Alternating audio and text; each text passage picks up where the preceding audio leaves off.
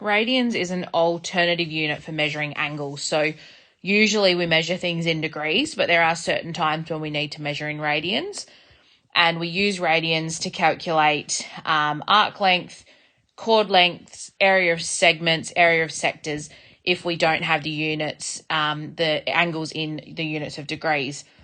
So the radians concept comes about from knowing arc length and the radius of a circle. And basically what I've drawn here is a circle, and when I talk about arc length, I'm talking about this distance here that I'm going over in light blue.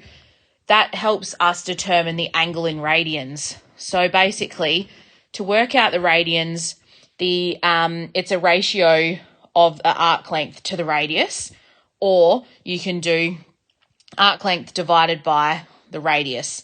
So for example, if we've got this circle here and it's a radius of 2 centimeters, for example, and we have an arc length here of 3 centimeters.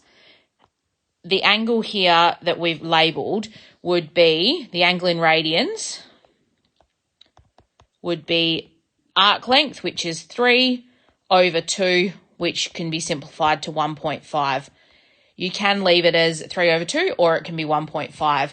It's important to realise that the word radians is optional. If an angle is given without any units, it is assumed it's in radians. Obviously, if it's in degrees, it will have a little degree symbol, but otherwise we can just assume that it is in radians. And the reason there's no units is because it's a ratio. It's arc length divided by radius. We can write radians afterwards, but we don't have to.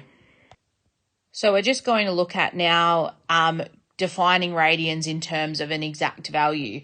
So if we have a look at the entire arc length of a circle, for example, that is 2 pi r, because the circumference of a circle is 2 pi r. If we then divide that by the radius, we can cancel the radius off the top and the bottom, and we can see that 360 degrees, or that full circle, is equal to 2 pi. So what that then means is pi radians would equal 180 degrees.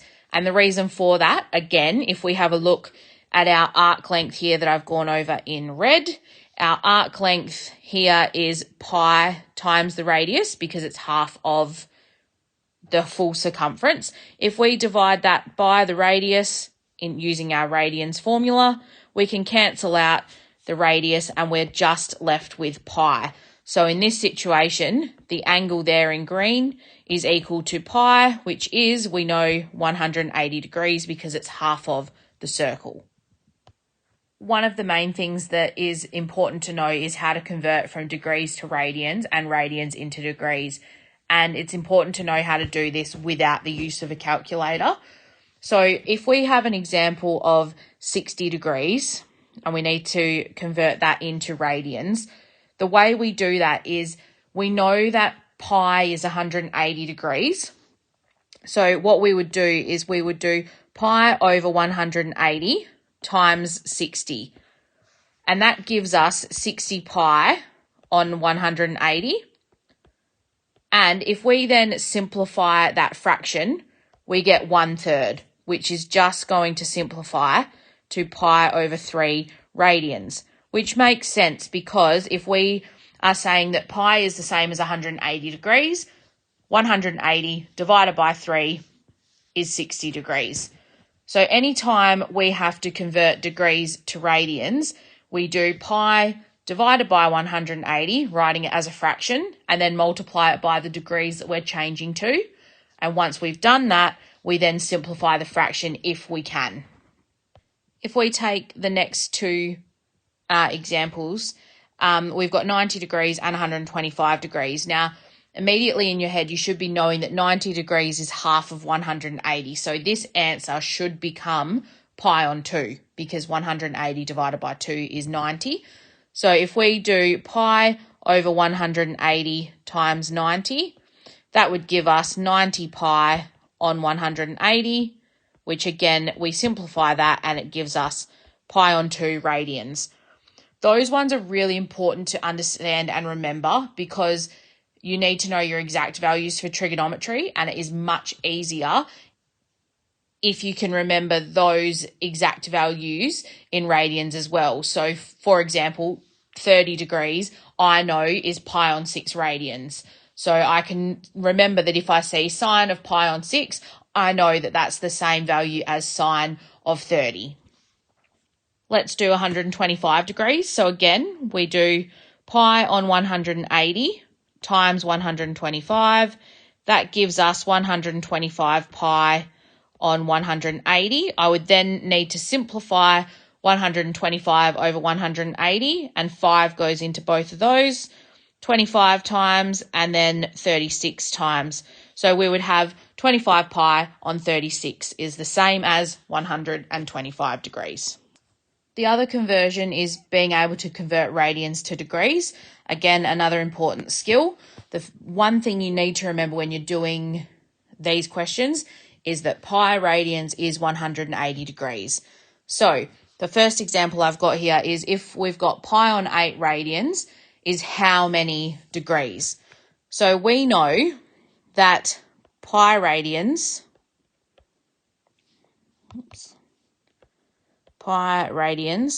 is equal to 180 degrees.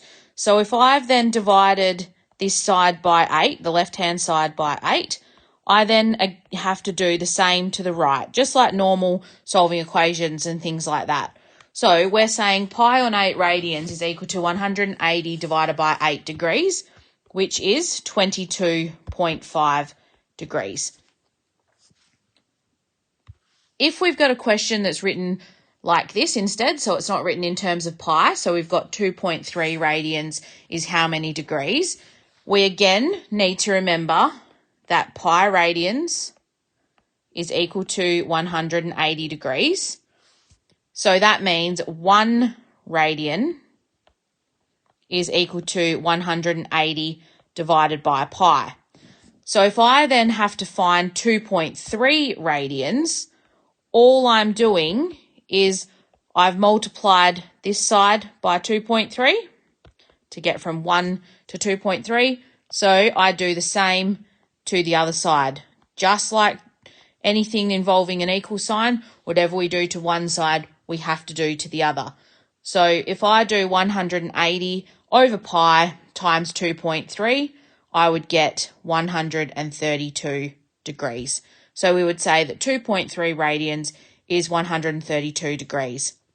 So it's important with radians that you can understand and use them just like degrees. They just have a little bit more application in terms of some circular measure, which I'll do in another video.